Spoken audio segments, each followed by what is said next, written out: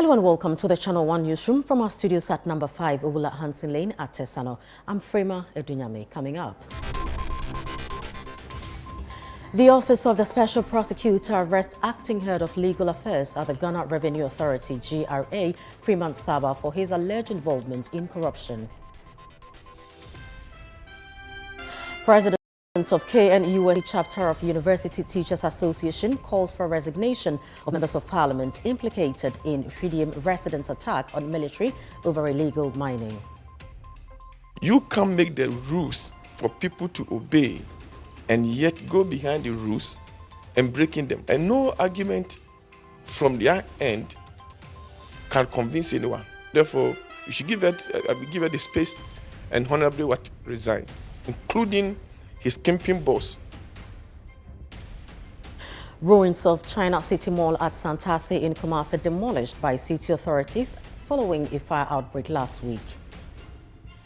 We also have in mind that in case they will have to rebuild, which we don't know now, if they will have to rebuild, we need to make sure a lot of critical actions are taken in terms of the kind of structures that they have to do, materials that have to be used, how it should be, how the surroundings should be, in terms of the fire protective.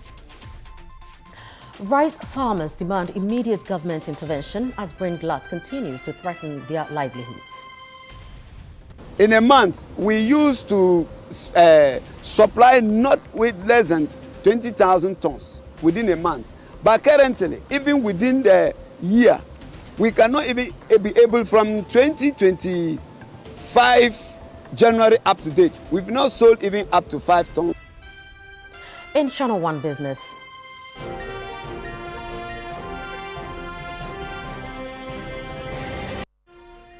International Monetary Fund urges Ghana to ensure stronger fiscal discipline to consolidate macroeconomic gains.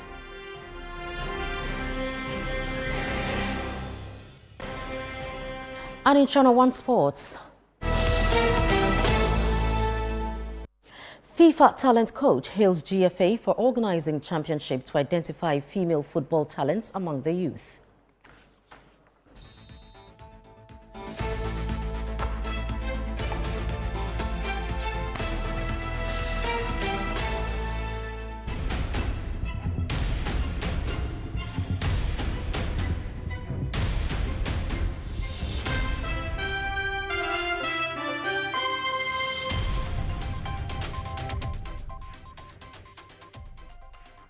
Many thanks for joining us. Now in our first story, the Office of the Special Prosecutor, OSP, has arrested the acting head of legal at the Ghana Revenue Authority, GRA, Freeman Saba.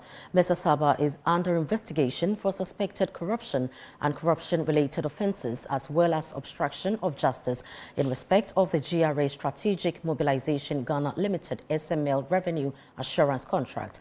This was disclosed by the OSP in a Facebook post on Monday. The OSP is preparing to prosecute several individuals implicated in the SML's contract by the end of November 2025.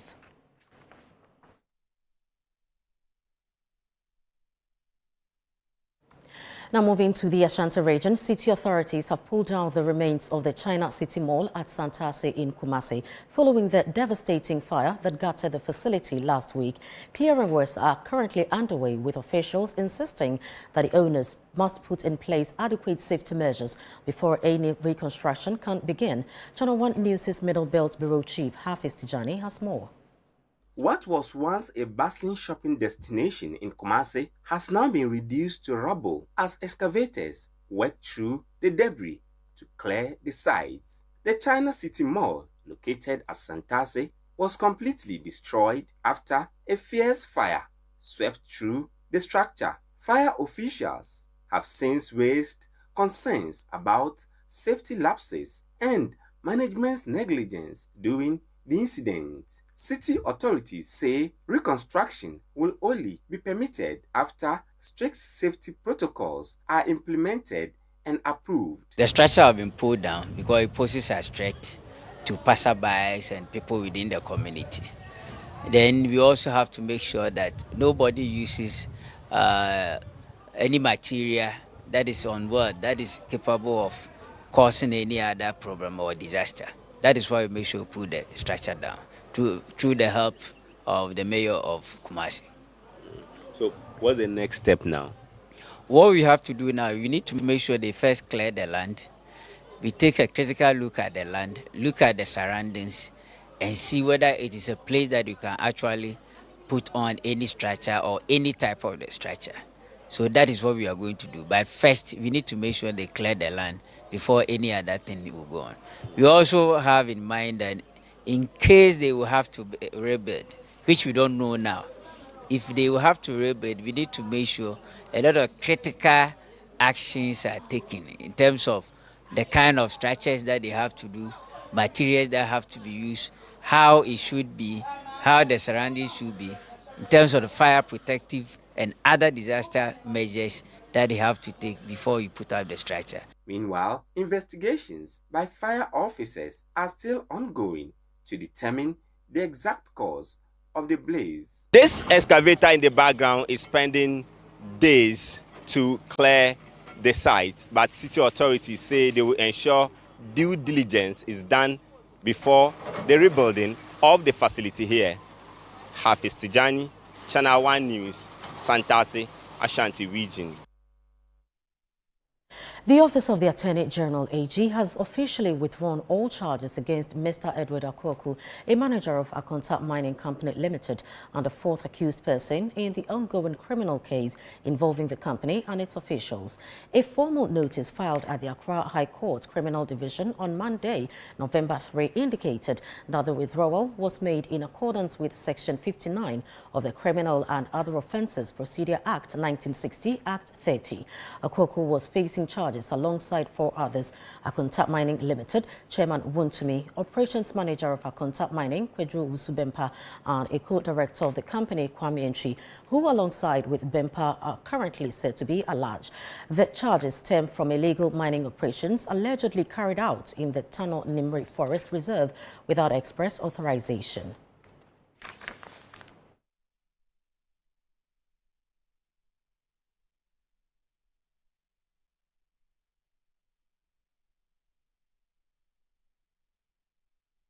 The Public Accounts Committee has recommended the prosecution of officials from several state institutions, including the Konfanochi Teaching Hospital, for failing to comply with its directives within a 30-day deadline.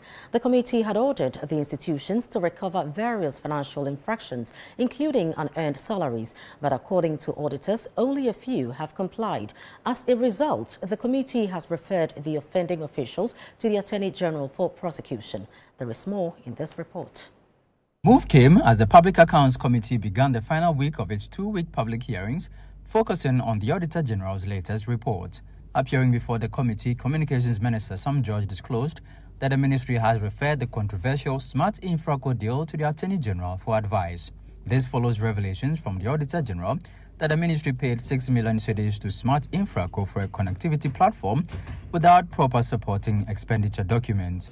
That you cannot alter the terms of a parent contract in such a manner that vitiates the intent of the original contract. Because the original contract said you could not assign more than 20%.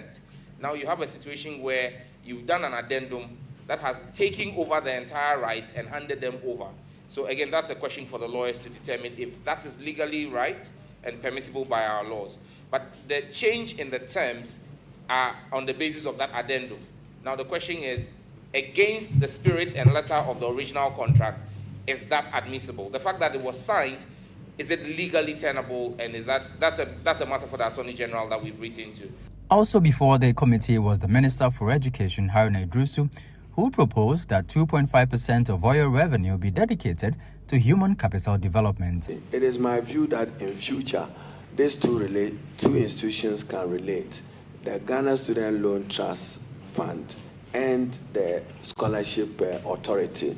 My view, even though I campaigned unsuccessfully, was that we should earmark 2.5% of oil revenue for human capital development and human resource development, so that into the future we could have what pertains in Sri Lanka, a Ghana Bursaries and Scholarship Authority, so that one arm of it will be responsible for bursaries to pay it to no fee stress category of persons. He also cautioned universities against increasing fees under the government's no-fee stress policy. I've seen some schools increasing their fees because government says it's absorbing them. We won't accept it, so make sure you issue consequential instructions to your schools not to take advantage of that.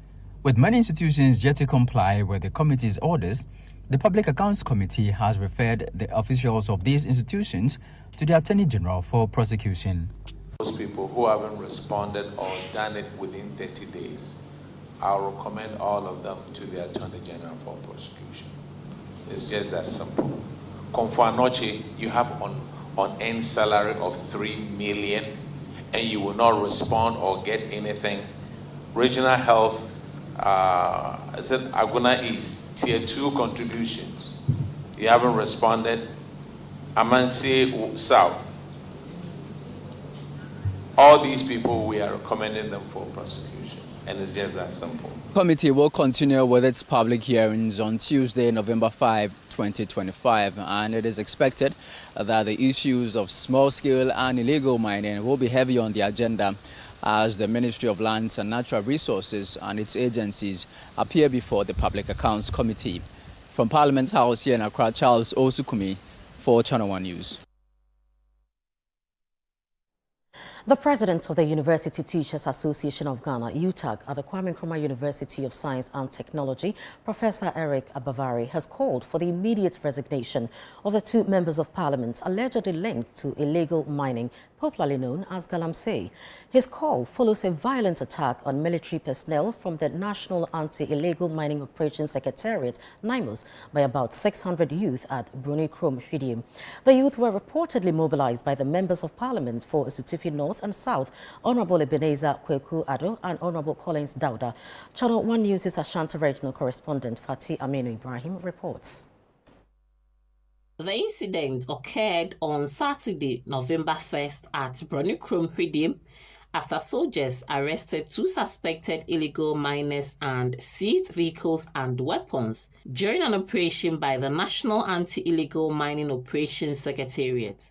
The arrest triggered chaos among some residents who confronted the task force, prompting police intervention.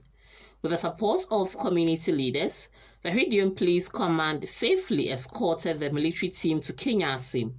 Reports indicate that the youth were allegedly organized by Esutufi North MP, Honorable Ebenezer Kweku Addo, under the directive of Esutufi South MP, Honorable Collins Dauda.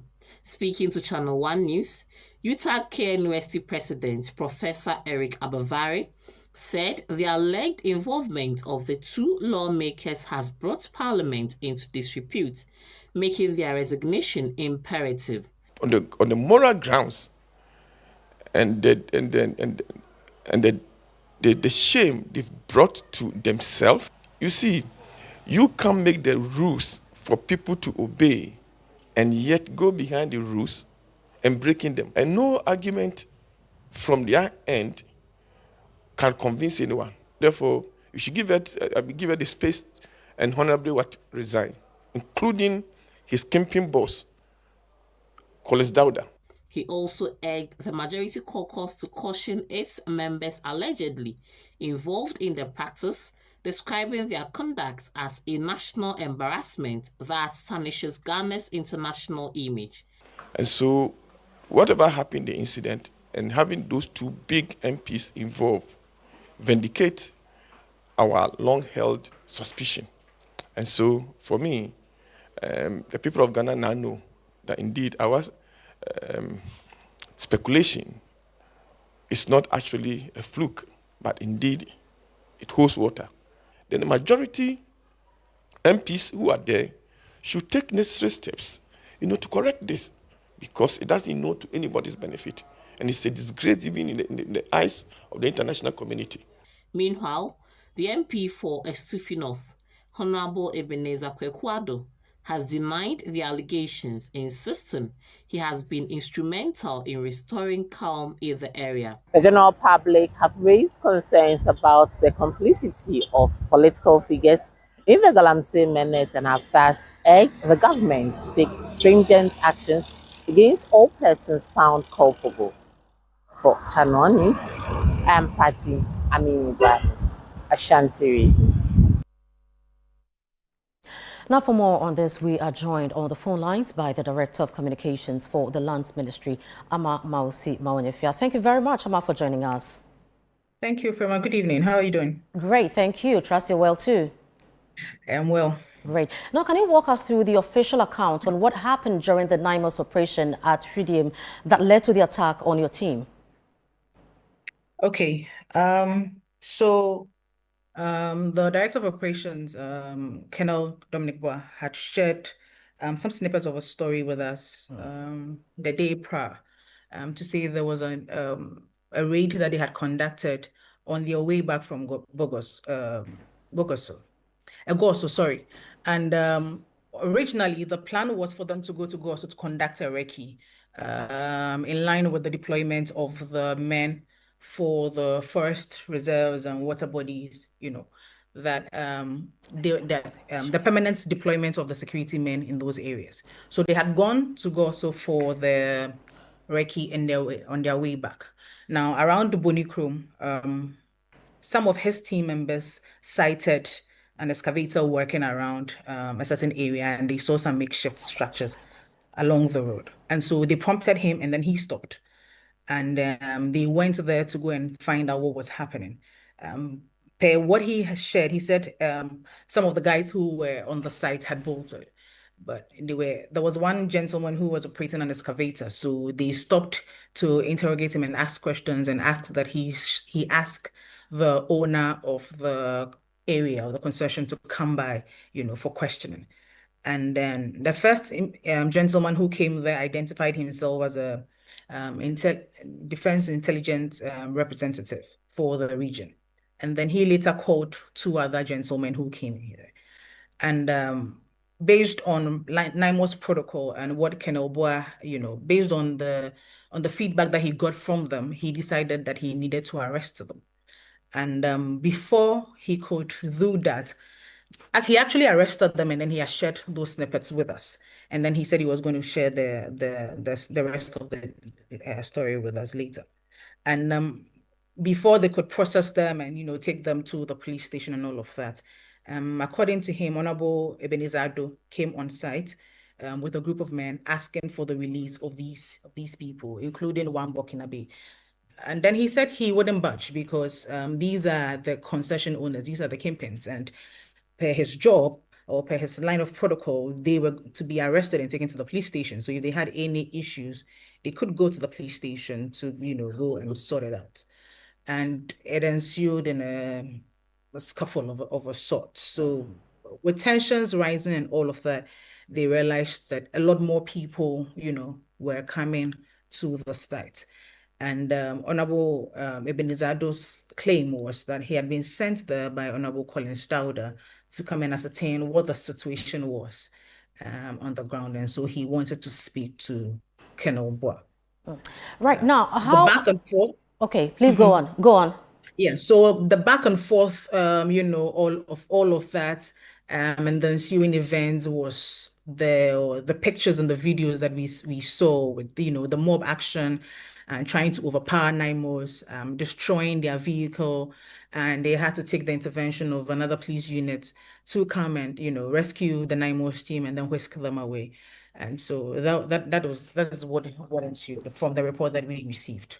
Right now, how many of your team members were affected, and share with us the extent of damage? So the Nimos team members were about 10, including Colonel Boa himself. Typically, Colonel Boa would not join the team on operations. Not always, actually, but this was a separate operation. So they had not specifically gone to Shidiam or Bonikrum to go and do with us. And they were on their way and they saw it. And for them, per their mandates and their protocol, forest reserves, water bodies, roadsides, any mining activities in those areas are forbidden. And so once they had spotted a mining activity that was being conducted by the roadside, they felt they needed to investigate, and that was the result. Right. So after this incident, what security and safety measures has Nimos put in place to ensure that team members or officers who go to the field are safe and protected? So these are trained security people. Nimos is a combination of soldiers. We have policemen, we have NIB, and all of that. I think this was particularly an isolated case because we have not seen that with the Nimos team before. This was an isolated case, and it shouldn't have happened. We actually condemn this act, and the minister has been clear on that to say we condemn this. We have also engaged the Speaker of Parliament on it. The IGP has also chipped in, and so investigations are ongoing. And once we get to the root cause of the matter, who the actual perpetrators were, what actually led to this and all of that, I think we will share with the people of Ghana. Very well, Director of Communications, Land Ministry, Ama Mausi Mawanyefia. Thank you very much for your time. Thank you, Frema. Have a good evening. Great. Now, away from that, President John Dramani Mahama is calling for the creation of a new platform to engage Sahel states in joint security efforts against violent extremism, describing instability in the sub-region as a cancer that will spread if not tackled collectively. He made the call at a joint press briefing while visiting German President Frank-Walter Steinmeier at Jubilee House in Accra. Channel 1 News' presidential correspondent Akusi Oche reports. The German president arrived at the Jubilee House to meet with President John Dramani Mahama following his arrival in Ghana on Sunday. The two leaders held bilateral talks focused on strengthening economic cooperation, renewable energy, and industrial growth. Addressing the press after the closed-door meeting, President John Mahama discussed regional security issues. He noted that the withdrawal of Mali, Niger, and Burkina Faso from ECOWAS and their absence from the Accra Initiative had weakened regional coordination in combating terrorism. Unfortunately, currently, the AES states are not participating in the Accra Initiative.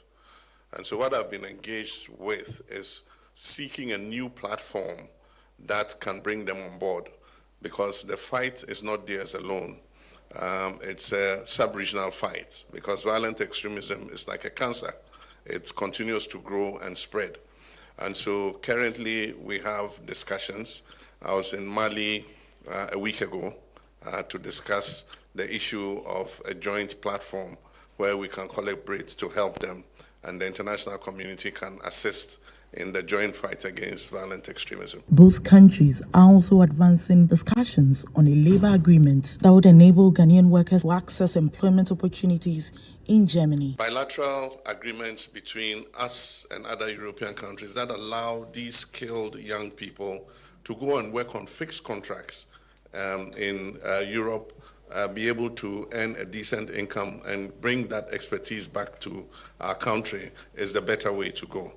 And so the discussions with Germany are ongoing, and I believe that at the end of those discussions, we'll be able to find a way where we're able to contribute to ameliorate the skills shortage that Europe is facing, but at the same time, create opportunities for our young people to be able to experience a whole new world. The German president commended Ghana's business-friendly environment, describing the country as one of the best destinations for investment and partnership. Ghana is already a very attractive location for many companies and a very important hub here in the region.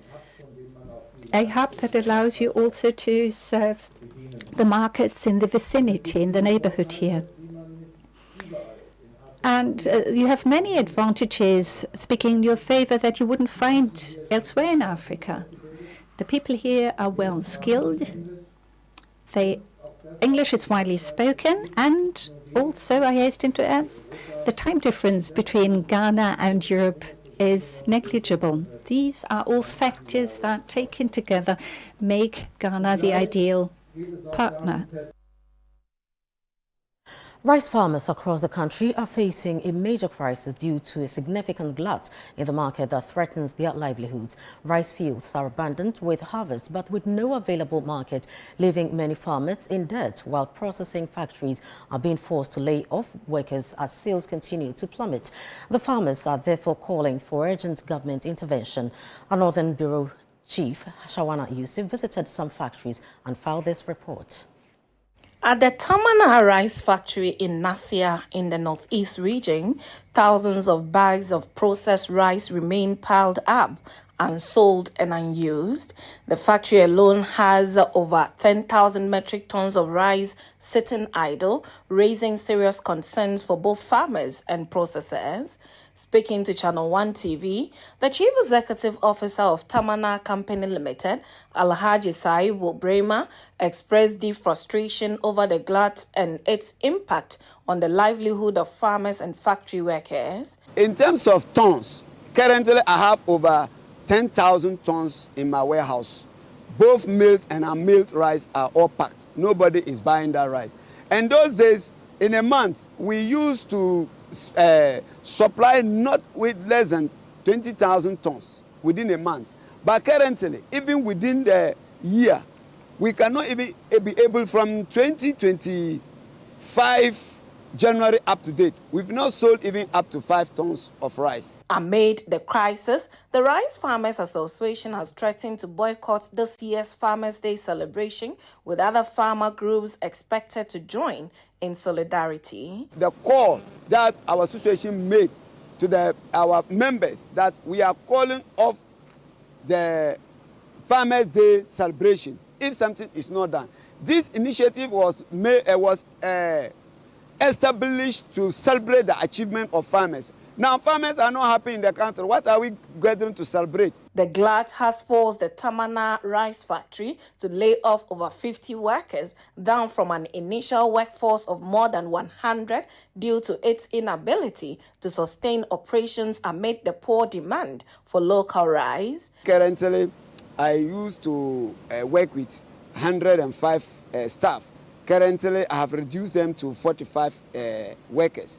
And if nothing has done, I'm sure by the next time, months will solely lay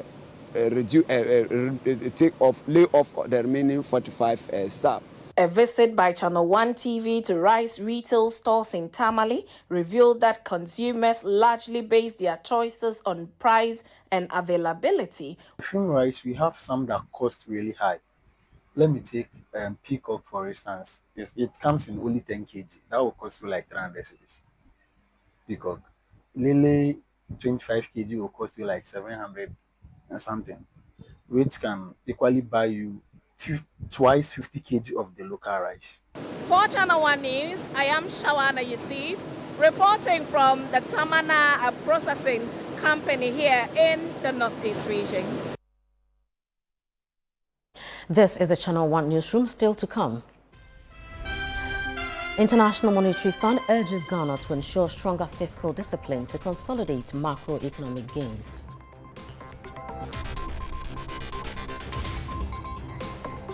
We have the details and more coming up shortly. Do stay.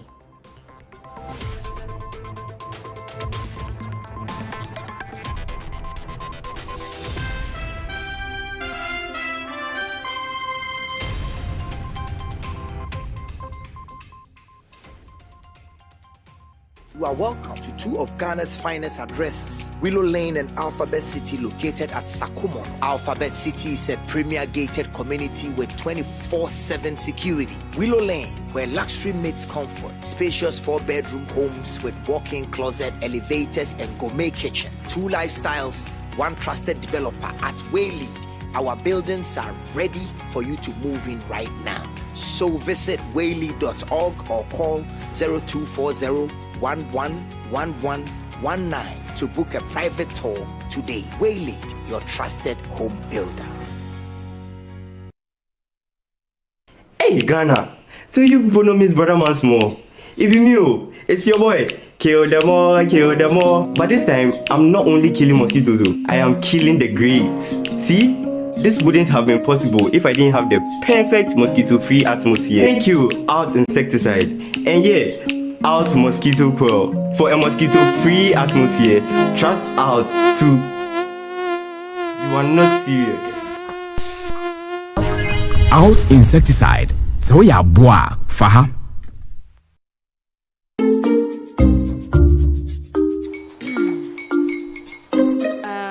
Kwame and his uncle are almost here.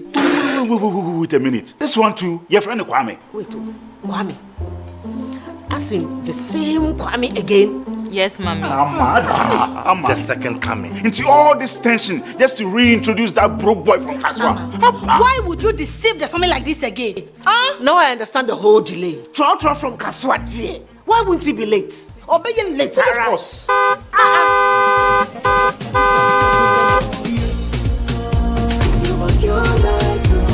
Star 712 hash, star 712 hash. You go be the luckiest. Coffee from Georgia be luckiest. From not the cause she be luckiest. Yeah, you go be luckiest. No matter what you're luckiest. Everybody go be the luckiest. That's Kwame! Senya God the apple boom.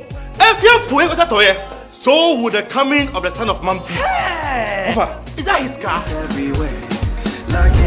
Dial star 712 hash. Choose your ticket. Enter your lucky number. Follow the prompts and let destiny handle the rest. This promotion is regulated by the NLA on the Caritas platform.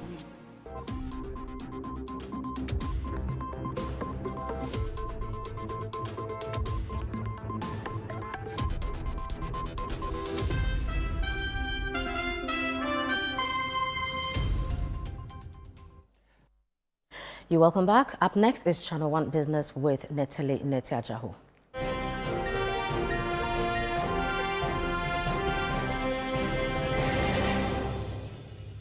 Channel 1 Business is brought to you by MTN and EcoBank.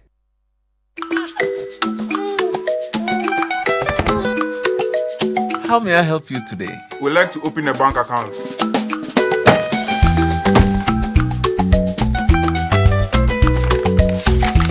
Sign here, sign here, sign here, and here. And now you draw direction to your house. I need your thumbprint. And I'll need your birth certificate too. No, I need the original. A lot has changed since you bank like this. So have we. We've made it easier than ever to open an account online and bank on the go through our mobile app, online banking, and more. EcoBank, a better way to bank your way. Sign here, and here. EcoBank, the Pan-African Bank. You're welcome, Netele. Thank you, Firma. Give us what's happening in business. Let's go straight to our stories. An International Monetary Fund says Ghana must consolidate recent macroeconomic gains through stronger fiscal discipline, sustainable energy sector reforms, and improved governance across state-owned enterprises. The fund says these three areas remain priorities to maintain economic stability and prevent a relapse into fiscal imbalances. These reforms, according to the IMF, are key if Ghana is to lock in the progress and deliver real benefits for businesses and households. There's more in this report. Ghana has made strong progress under its ongoing program with the IMF. The country met all quantitative targets for the June 2025 review. Ghana also completed a staff-level agreement for the fifth review of its extended credit facility with the fund in September this year. In an interview on Channel 1 TV's The Point of View with Bernard Avle, IMF resident representative to Ghana, Dr. Adrian Otta, said that while the progress is commendable, further structural reforms are needed to consolidate the gains. On the continued fiscal discipline, I think this is important for the country to strengthen how the government manages its finances, boost revenue, domestic revenue, also improve the tax administration, and ensuring that public spending is efficient and transparent. The second important aspect is the energy sector. And the government has renegotiated recently the legacy areas with the IPPs, with the independent power producers, and has taken steps to improve the revenues of the ECG and the cash waterfall mechanism. But this is not sufficient. More work has to be done. Further steps need to reduce the arrears and ensure that financial sustainability of the energy sector is in place. IMF resident rep added that improving governance and transparency across major state-owned enterprises, including ECG, Cocoa Board, and GNPC, will be critical to sustaining progress. On the broader economy, he noted that the real stabilization effects of the IMF-supported program are expected to become more visible in the coming months. Most of the effects, the stabilization effects have already taken place. You know, if inflation comes down, then prices will stabilize. If the currency appreciates or stabilizes, again, goods, imported goods will feel cheaper. What it needs now is basically incomes to catch up, and thus, therefore, if you want, the purchasing power of the people will rebound after this shock and years of effort. The final approval by the IMF Executive Board is expected by the end of December 2025 for the disbursement of about $385 million in budgetary support to Ghana.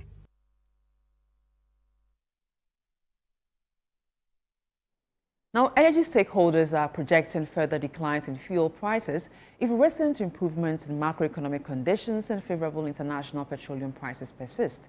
The projection follows the latest round of price cuts by OMCs in the first pricing window of November. Daniel Sakiti has more in this report.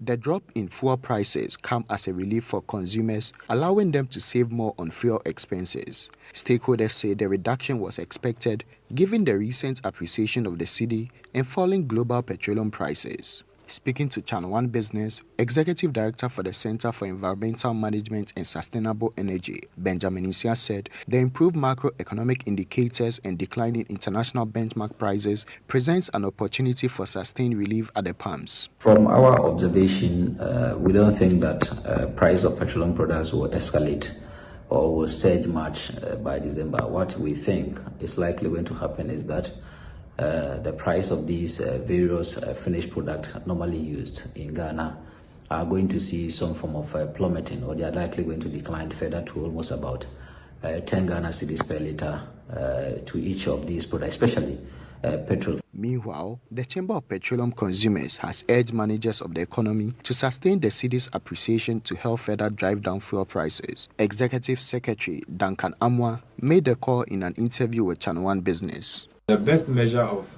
your economy, check the pumps, how much the fuel is selling for.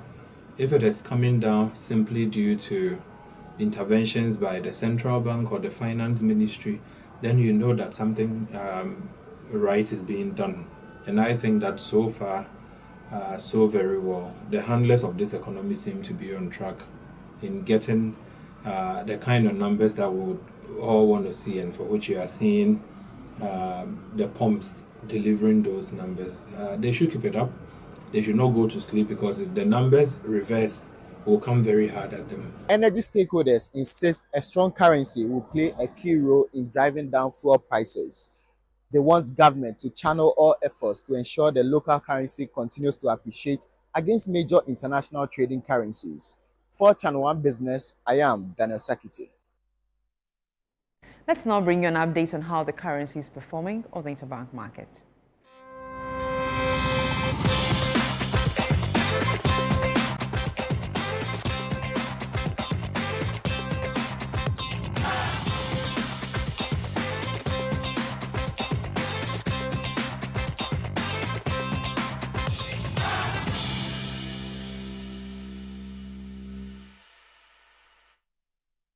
And that's all for business. I am Netili Neti Ajahu. Back to you, Frema. Thank you very much, Netili.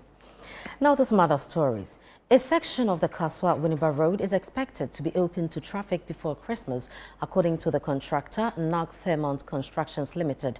This partial opening is expected to ease mobility along the corridor, where ongoing construction works have made commuting increasingly difficult. Currently, the poor state of the road, compounded by the construction activity, has resulted in heavy congestion and frustration for road users. Meanwhile, the Concerned Drivers Association of Ghana has commended the John Mahama-led government for continuing legacy road projects inherited from the previous administration, while also initiating new ones. Our Central Regional Correspondent, Akwesiado, reports. Construction on the Kaswa-Winneba Road, which began in late 2023, has caused severe discomfort for drivers and passengers alike. Prolonged traffic jams, dusty road conditions, and rough surfaces have forced many commercial transport operators to suspend operations, while others have increased fares due to the hardships. Commercial drivers say the current condition of the road has made the stretch almost unmotorable. Even though you're driving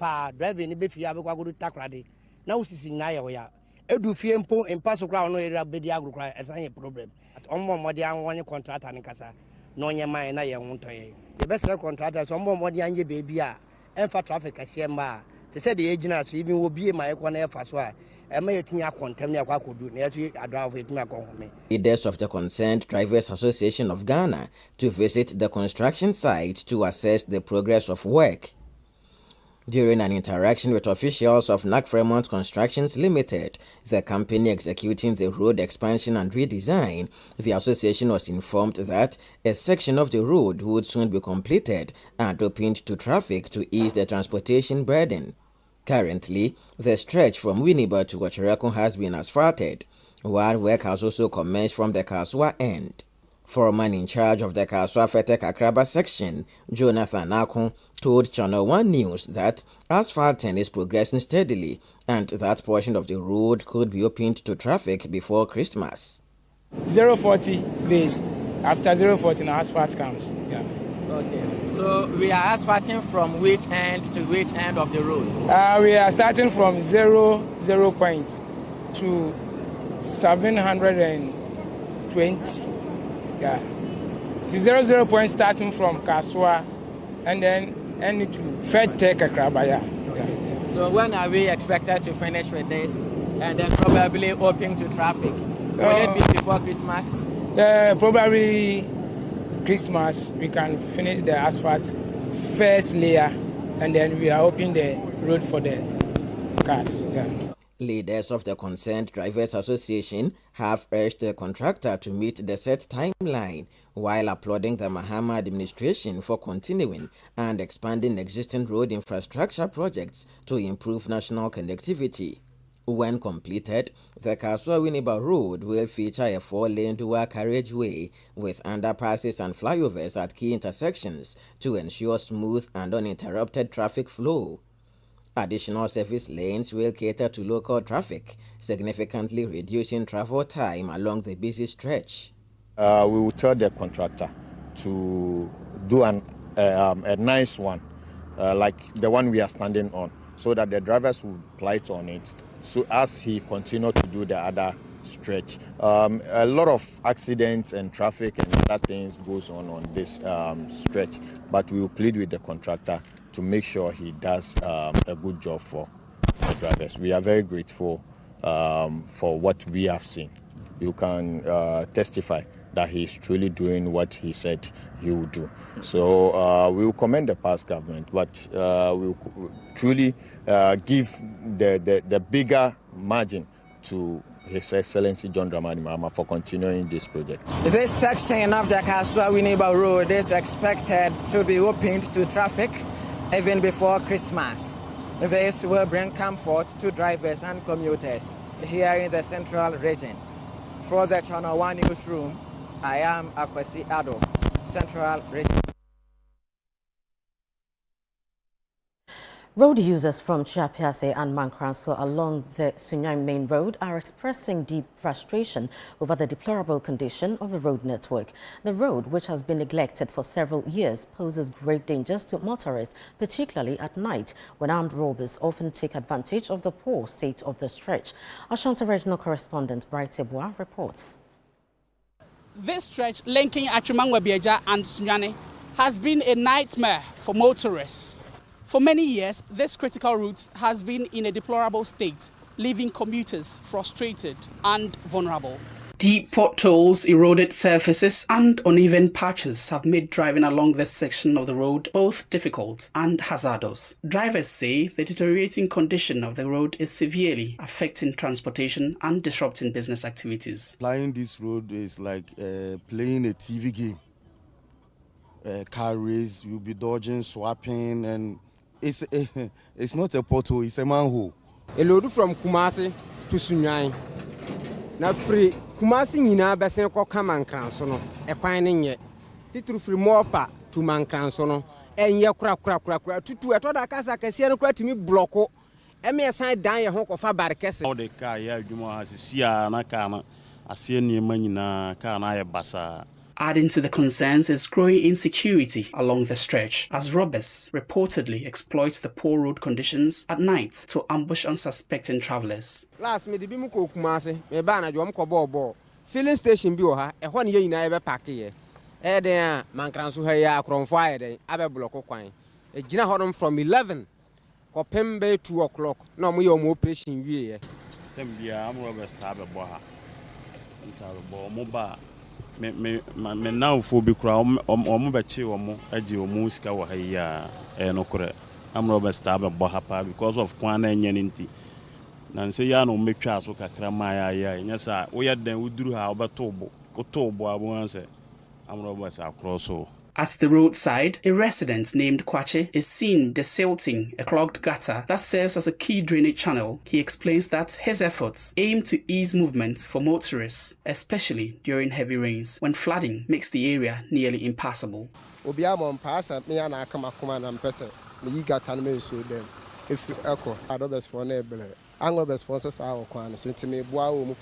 Commuters are appealing to government and relevant authorities to urgently rehabilitate the road to ensure safety and support economic activities in the area. We are appealing to the government to sincerely come and work on the road because it's a 24-hour economy. And this road, we have been using it for 24 hours, 7 days a week.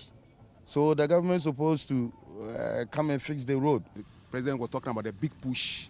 I don't know whether this road is part of the big push. Like we'll be very happy if they can do it very early. We'll be very happy because I apply this place almost every 2 weeks from Accra to Sunyang every 2 weeks. Until something is done, commuters will continue to bear the brunt of a road that has outlived its purpose. For Channel 1 News, I am Bright Yeboah. The Ghana Journalists Association, GJA, has expressed deep frustration over the failure of authorities to bring closure to the murder case of investigative journalist Ahmed Swale 7 years after his assassination. The GJA described the discontinuation of the case as unacceptable and a dangerous precedent that fuels impunity against journalists in the country. There is more in the following report by Channel 1 News' Christopher Kevin Asima.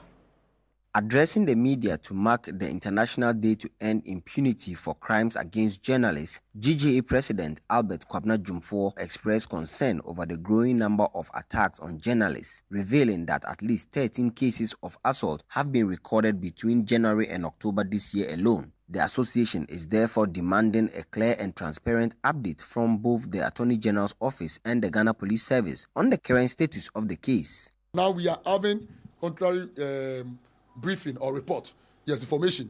So we are demanding a full and transparent explanation from the Attorney General's Department and the Criminal Investigative Department of the Ghana Police Service on the reasons for discontinuing the case. Urges the President of the Republic, as the Commander-in-Chief of the Ghana Armed Forces and a member of this noble association, to personally intervene to ensure justice is not buried with Ahmed Swali. The GJ is also calling for an extension of the deadline for public submissions on the proposed misinformation, disinformation, hate speech, and other information bill. The association insists that the bill must undergo broader national consultation to avoid creating laws that may suppress free speech and weaken media freedom. We are all witnesses to happenings online and offline, good and bad. We cannot deny that there are unacceptable materials in the traditional and new media platforms. Even though the GJA acknowledges the urgent need to stem the rising tide of misinformation, disinformation, and hate speech, the association firmly rejects any legislative process that excludes key stakeholders or threatens constitutionally guaranteed freedom of expression, media independence, and the public's right to information.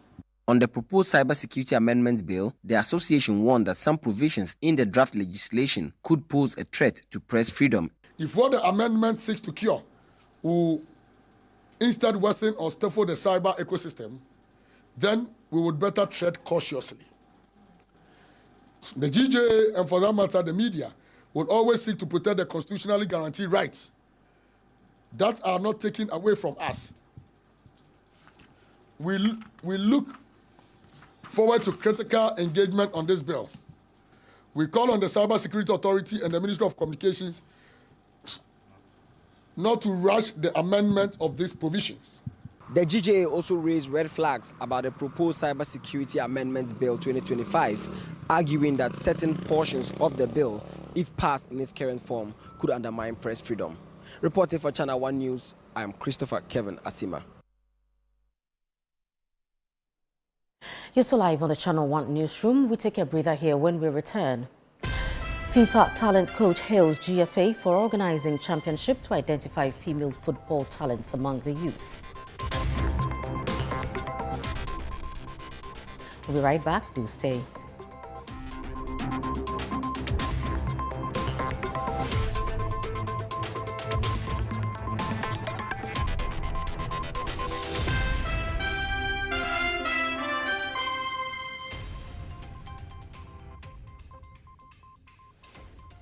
Having the right diagnosis can save your life. Welcome to SynLab. Inside the state-of-the-art facility, patients have the benefits of cutting-edge technology, experienced lab technicians, personalized care in our ultra-modern clinic, and most importantly, answers.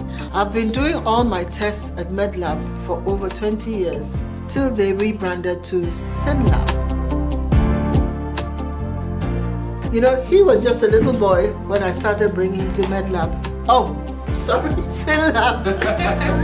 SynLab. SynLab is the new MedLab. My family trusts SynLab. At SynLab, our highly trained personnel give our clients personalized attention every step of the way. SynLab is the preferred option for your annual routine health checks to avoid negative health surprises. SynLab is the new MedLab. SynLab, medical excellence for you. When you buy, you build. Your purchase becomes progress. Each choice writes a better story for someone else. Afro-quality. Buy African, build Africa. Hey, Ghana. So you people know Miss Brother once more.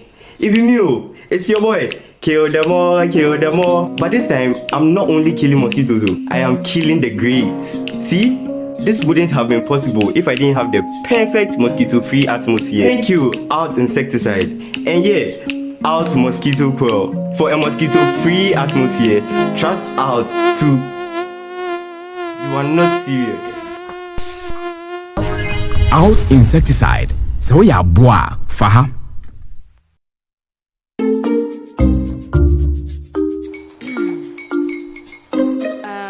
Kwame and his uncle are almost here. Wait a minute. This one too, your friend Kwame. Wait, Kwame? As in the same Kwame again? Yes, Mommy. I'm the second coming. Into all this tension just to reintroduce that broke boy from Kaswa. Why would you deceive the family like this again? Now I understand the whole delay. Troll from Kaswa dear. Why wouldn't he be late? Or being late? Of course.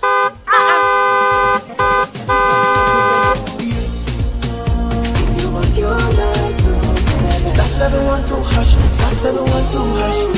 Yeah, you go be the luckiest. Go be from Georgia, be luckiest. From not the block, she be luckiest. Yeah, you go be luckiest. No matter why you're luckiest. Everybody go be the luckiest. That's Kwame! Send your God down for boom. If you put it to here, so would the coming of the Son of Man be. Hey. Is that his car? Dial star 712 hash. Choose your ticket. Enter your lucky number. Follow the prompts and let destiny handle the rest. This promotion is regulated by the NLA on the Caritas platform.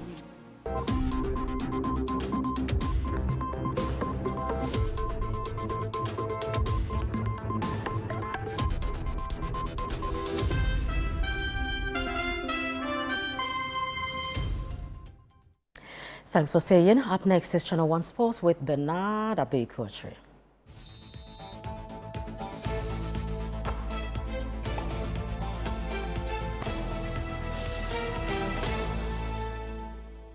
Hi, Abeku. Hi, friends. How you doing? I'm a miracle. You great too? Thank you. I'm well. Yeah. Right. Looks like GFA is doing something good. Yeah. So they have somebody from FIFA assigned, to the FA to go through things the FA do, especially with development of football. Yeah. Please give us the details. Okay, let's get into it, shall we now? FIFA talent coach Stouts McLaren has commended the Ghana Football Association for organizing the Elite Youth Regional Championship, describing it as a major step forward in the development of women's football here in the country. According to McLaren, the tournament has been hugely impressive, lauding both the quality of play and the enthusiasm displayed by the young participants. He stated that the championship provides invaluable opportunities for talent identification and player development, which are essential for strengthening the future of women's football here in Ghana. Their face, playing with a real competitive spirit, supporting their teammates, and you can see from the celebrations at the end of the tournament, not just from the winning team, but from all of the teams. You can see the girls have had a wonderful experience, and for me as a talent spotter, it's been invaluable to see just how many fantastic young girls are out there playing football in Ghana. We have to continually strive to do is improve in all areas. I've seen talent certainly in goalkeepers. I've seen very strong, very competitive, very composed defenders, midfielders with really good game understanding and good technical ability to play penetrating passes. And I've seen forward players who are great in 1v1 situations, goal scorers with good movement and good finishing. So there is strength there in all areas of the pitch. But I think no matter what we do, we always want to try and improve in all of the aspects. So when we're identifying talent, the number one thing we need to look at is, does the player have a real passion and a real energy for the game? Do they have that hunger to play, that love for competing? Other aspects that are obviously vitally important is, how is their technical ability? Can they manipulate the ball? Can they receive the ball, move with the ball, distribute the ball, passing, shooting, crossing, etc.? Can they do those things well? Have they got the right character? So can they respond when maybe things are difficult for them and challenging? Can they support their teammates? So these are some of Away from the football agent has been arrested for allegedly threatening a Premier League player with a gun during an incident in London on September 6. The player, who is in his 20s and cannot be named for legal reasons, was left shaken by what police described as a horrendous ordeal. The players' club is aware of the situation and no injuries were reported. Another man is also alleged to have been blackmailed and threatened by the same suspect during the same incident. Police were called shortly after 11 p.m. and a 31-year-old man was arrested 2 days later on suspicions of possession of firearm with intent, blackmail, and driving without a license. He has been bailed as the Metropolitan Police continue their investigations. Well, away from there, Tottenham Hotspur's manager Thomas Frank has responded to footage showing that's Mickey van de Ven and Jet Spence walking straight down the tunnel after the defeat to Chelsea. The incident sparked debate among supporters, but Frank says the matter has been handled within the squad, with both players offering apologies for their reactions.